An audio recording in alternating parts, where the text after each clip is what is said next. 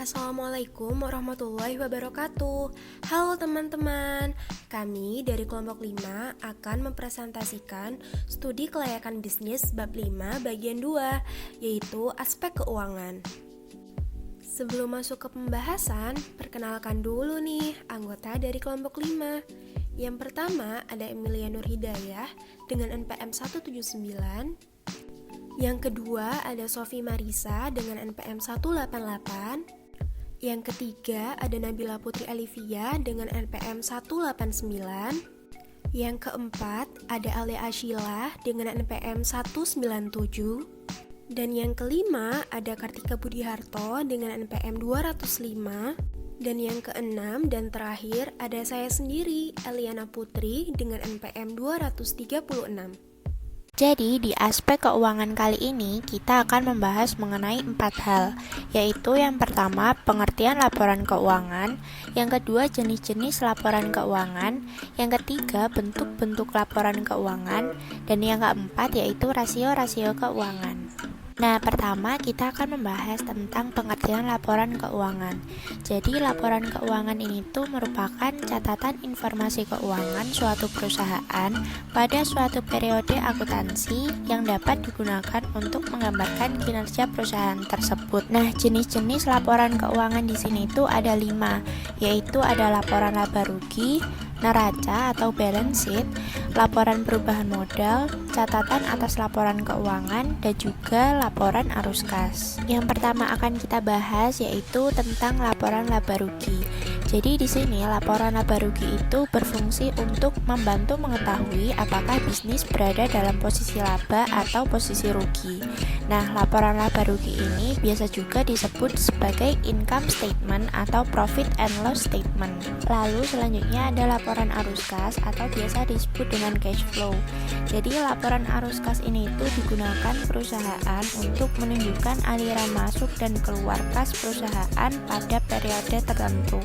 Nah, selain itu juga laporan arus kas ini juga bisa berfungsi sebagai indikator jumlah arus kas di masa mendatang berdasarkan data arus kas terkini. Nah, laporan jenis ini juga yang menjadi alat pertanggungjawaban arus kas masuk dan arus kas keluar selama periode pelaporan. Laporan perubahan modal. Laporan keuangan jenis ini menyediakan informasi tentang jumlah modal yang dimiliki bisnis selama periode tertentu. Melalui laporan perubahan modal, kita bisa mendapatkan data mengenai seberapa besar perubahan modal yang telah terjadi, lengkap dengan penyebab perubahannya. Atau dengan kata lain, laporan yang berisi catatan terjadinya perubahan modal di perusahaan. Ini adalah neraca atau balance sheet. Nah, fungsinya sendiri untuk menunjukkan kondisi, informasi, atau posisi keuangan bisnis pada tanggal yang ditentukan. Dengan menyusun laporan neraca, kita bisa mengetahui data tentang jumlah aktiva berupa harta atau aset, kewajiban berupa utang, dan ekuitas atau modal perusahaan. Nah, unsur dari neraca sendiri ada aset, liabilitas, dan ekuitas. Jika dihubungkan dengan persamaan, maka terbentuk aset sama dengan liabilitas ditambah ekuitas. Ini adalah catatan atas laporan keuangan yang merupakan laporan yang pembuatannya berkaitan dengan laporan yang disajikan. Tujuannya sendiri adalah untuk memberikan penjelasan yang lebih rinci mengenai hal-hal yang tertera di laporan-laporan jenis lainnya. Dan juga penyusunannya, laporan atas laporan keuangan akan memudahkan kita dalam memahami laporan keuangan lainnya secara lebih mudah dan efisien. Ini ada bentuk-bentuk laporan keuangan.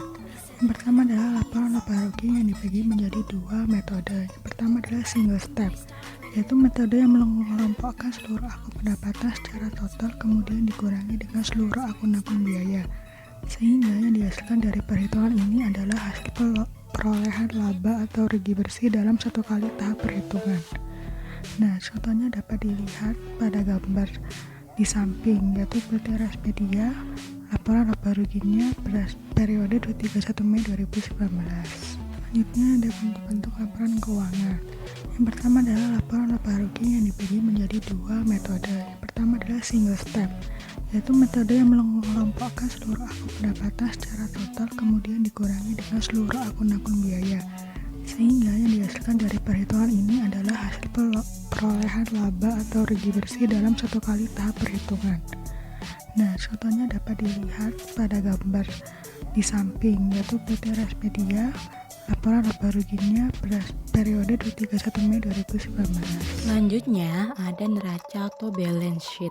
Jadi neraca atau balance sheet ini memiliki dua bentuk. Yang pertama adalah neraca bentuk skontro atau horizontal. Neraca bentuk skontro atau account form merupakan bentuk neraca yang mengelompokkan akun-akun aktiva yang letaknya bersebelahan dengan kelompok akun hutang dan modal. Yang kedua ada neraca bentuk laporan atau vertikal. Neraca bentuk vertikal atau report form adalah bentuk neraca yang meletakkan kelompok akun aktiva di posisi atas, sedangkan pada posisi bawah berisi kelompok akun hutang dan modal. Kemudian ada laporan perubahan modal atau statement of retained earnings. Jadi bentuk pertama dari laporan perubahan modal adalah clean surplus principle atau all inclusive concept yang memiliki ciri-ciri yang pertama yaitu saldo laba tidak dibagi awal periode. Yang kedua ditambah laba bersih serta elemen luar biasa. Yang ketiga ditambah atau dikurangi koreksi halaman, dan yang keempat dikurangi dividen yang diumumkan. Kemudian bentuk keduanya yaitu non-clean surplus principle atau current operating performance.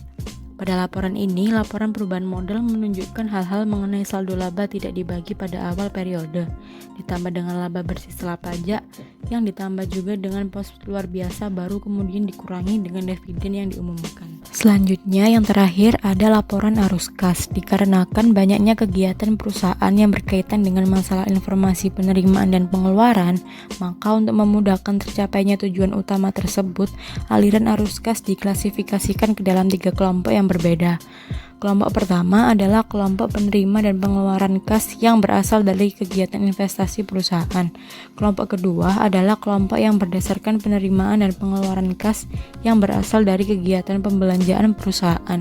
Dan yang kelompok ketiga adalah kelompok yang berdasarkan penerimaan dan pengeluaran kas yang berasal dari kegiatan usaha perusahaan. Selanjutnya ada catatan atas laporan keuangan.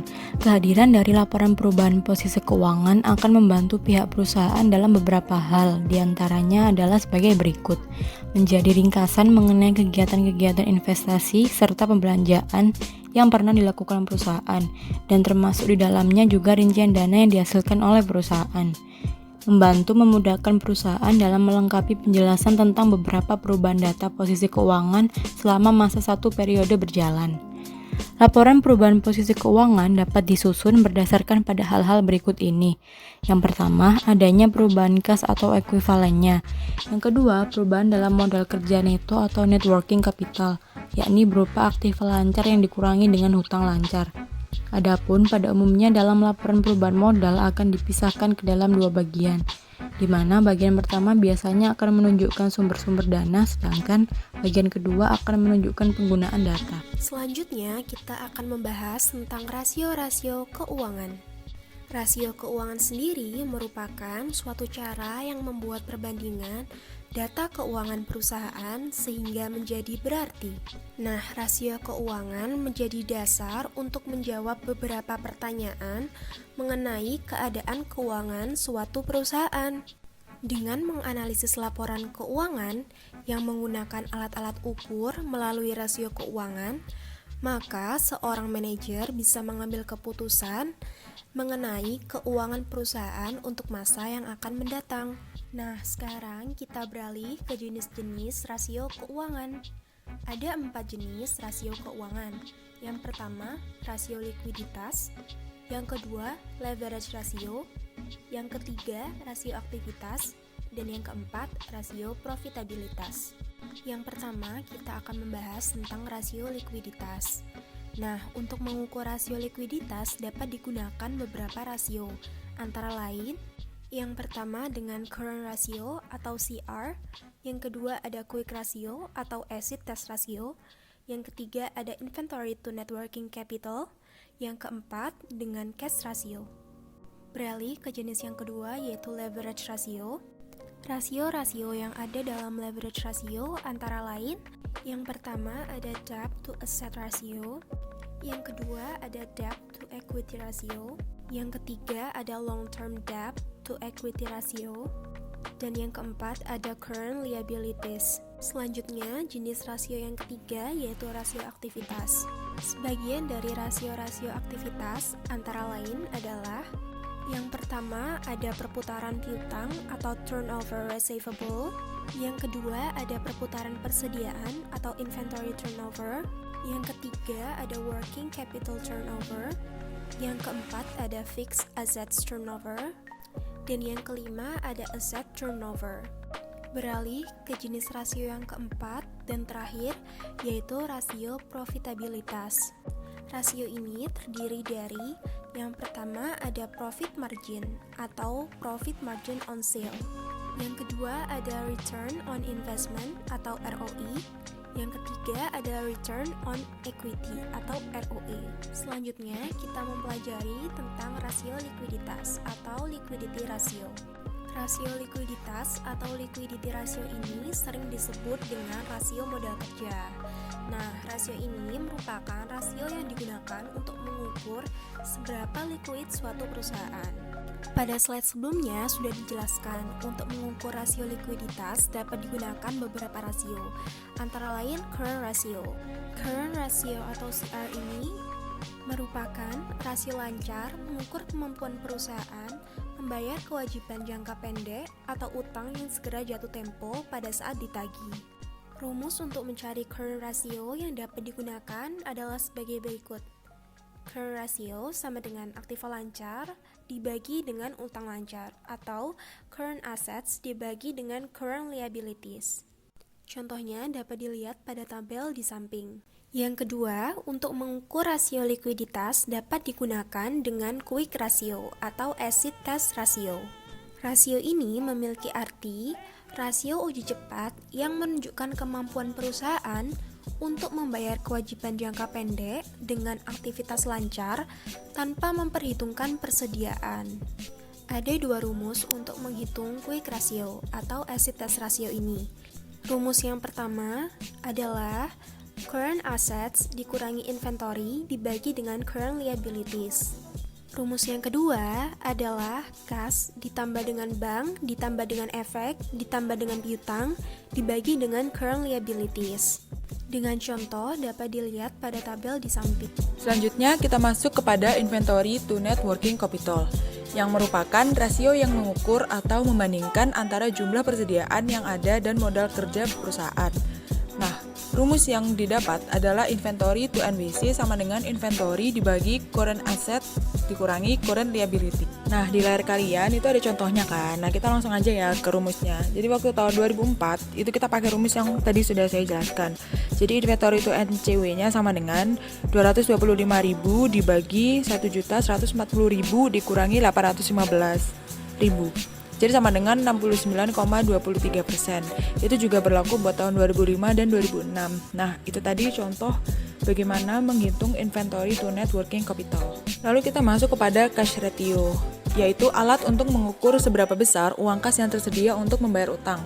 Nah, rasio ini menunjukkan kemampuan sesungguhnya bagi perusahaan untuk membayar utang-utang jangka pendek. Nah, rumusnya itu ada dua, cash ratio sama dengan cash or cash equivalent dibagi current liability, atau cash ratio sama dengan cash plus bank dibagi current liability. Nah, di situ juga ada contohnya ya, tabel komponen cash ratio. Kita langsung ke perhitungannya aja. Jadi caranya itu misalnya tahun 2004. Nah, cash ratio tahun 2004 itu 150.000 ditambah 275.000 dibagi 815.000 sama dengan 52,14%. Nah, sama juga kayak 2005 sama 2006, pakai rumus yang sudah saya jelaskan tadi. Jadi, jika rata-rata industri adalah 50 kali, maka rasio perusahaan ini untuk tahun 2004, 2005, 2006 cukup baik karena tidak terlalu jauh pada rata-rata industri. Lalu kita masuk leverage ratio atau rasio solvabilitas, yaitu merupakan rasio yang digunakan untuk mengukur sejauh mana aktivitas perusahaan dibiayai dengan utang. Nah, yang pertama ada debt ratio, yaitu rasio yang digunakan untuk mengukur perbandingan antara total utang dan total aktiva. Rumusnya adalah debt to asset ratio sama dengan total debt dibagi total aset. Dan yang kedua ada debt to equity ratio, yaitu rasio yang digunakan untuk mengetahui perbandingan antara total utang dan modal sendiri. Nah, rumusnya sendiri yaitu debt to equity ratio sama dengan total utang dibagi equity. Lalu yang ketiga ada long term debt to equity ratio, yaitu rasio antara utang jangka panjang dan modal sendiri. Nah, rumusnya yaitu LTDER sama dengan long term debt dibagi equity. Lalu yang keempat, ada current liability to net worth, yaitu rasio antara utang lancar dan modal sendiri. Rumusnya yaitu current liability dibagi equity. Selanjutnya, rasio keuangan yang ketiga ada rasio aktivitas. Nah, rasio ini itu digunakan untuk mengukur tingkat efisiensi pemanfaatan sumber daya perusahaan yang berupa penjualan, persediaan, penagihan piutang, dan lain sebagainya. Atau, rasio ini itu digunakan untuk menilai kemampuan perusahaan dalam melaksanakan kegiatan sehari-hari. Nah, rasio aktivitas sendiri itu memiliki 5 jenisnya, yaitu yang pertama ada perputaran piutang atau turnover receivable. Nah, rasio itu digunakan untuk mengukur berapa lama penagihan piutang selama satu periode. Nah, perputaran piutang sendiri memiliki rumus, yaitu penjualan kredit dibagi rata-rata piutang. Kemudian yang kedua, yaitu ada perputaran persediaan atau inventory turnover. Nah, rasio itu digunakan untuk mengukur berapa kali dan yang akan ditanam dalam inventory itu berputar dalam satu periode, berputar dalam suatu periode. Nah, perputaran persediaan ini memiliki rumus, yaitu harga pokok barang yang dijual dibagi rata-rata persediaan. Kemudian yang ketiga ada working capital turnover. Nah, rasio itu digunakan untuk mengukur berapa kali dana yang akan ditanamkan dalam modal kerja yang berputar dalam satu periode, atau berapa penjualan yang dapat dicapai oleh setiap modal kerja yang digunakan. Nah, working capital turnover ini memiliki rumus, yaitu net sales dibagi working capital. Jenis rasio aktivitas yang keempat yaitu adalah fixed asset turnover. Nah, rasio ini digunakan untuk mengukur berapa kali dana yang ditanamkan dalam aktivitas tetap yang berputar dalam satu periode. Nah, fixed asset turnover sendiri memiliki rumus, yaitu sales dibagi total fixed asset. Kemudian jenis yang kelima yaitu adalah asset turnover. Nah, rasio itu digunakan untuk mengukur penggunaan semua aktivitas perusahaan. Asset turnover sendiri memiliki rumus, yaitu sales dibagi total aset. Selanjutnya, jenis rasio keuangan yang keempat yaitu adalah rasio profitabilitas. Nah, rasio ini tuh digunakan untuk menilai kemampuan perusahaan dalam mencari keuntungan. Dalam rasio profitabilitas sendiri terdapat 3 jenisnya, yaitu yang pertama adalah profit margin atau profit margin on sales. Nah, rasio itu digunakan antara profit margin dan penjualan dan diukur dalam persentase. Nah, profit margin sendiri memiliki rumus, yaitu net profit after tax dibagi net sales. Nah, untuk memudahkan cara menghitung profit margin, ini kita ilustrasikan pada suatu data perusahaan pada tahun 2004, 2005, 2006 dengan komponen net sales dan earning after tax atau laba bersih setelah pajak. Pada 2004, net sales-nya itu sebesar 8.650.000, sedangkan laba bersih setelah pajaknya sebesar 800. Sedangkan untuk 2005, net sales-nya sebesar 9.950.000, sedangkan laba bersih setelah pajaknya sebesar 1.064.000. Kemudian untuk 2006, net sales-nya itu sebesar 11.950.000, sedangkan laba bersih setelah pajaknya itu sebesar 1.980.000. Nah, kemudian kita hitung net profit marginnya pada setiap tahun dari 2004 sampai 2006. Nah, untuk net profit margin 2004-nya sendiri ternyata menghasilkan sebesar 9,3%, sedangkan pada tahun 2005 net profit marginnya itu sebesar 11%, sedangkan untuk 2006 net profit marginnya sendiri sebesar 16,5%. Maka, jika rata-rata industrinya itu sebesar 15%, maka rasio perusahaan untuk tahun 2004 dan 2005 sendiri itu ternyata kurang baik. Sedangkan untuk 2006 sendiri yang sebesar 16,5 saja melebihi rata-rata industri, termasuk rasio perusahaan ini cukup baik. Selanjutnya, jenis rasio profitabilitas yang kedua adalah return on investment atau ROI. Nah, rasio ini menunjukkan hasil return atas jumlah aktiva yang digunakan dalam perusahaan atau suatu ukuran tentang efisiensi manajemen. Nah, ROI sendiri itu memiliki rumus net profit after tax dibagi total aset. Kemudian jenis yang ketiga itu adalah return on equity atau ROE. Nah, rasio ini mengukur laba bersih sesudah pajak dengan modal sendiri. Rasio ini menunjukkan efisiensi penggunaan modal sendiri. Kemudian ROI ini memiliki rumus net profit after tax dibagi equity. Sekian presentasi dari kelompok kami mengenai studi kelayakan bisnis bab 5 bagian 2 ini. Kurang lebihnya mohon dimaafkan. Terima kasih teman-teman. Wassalamualaikum warahmatullahi wabarakatuh.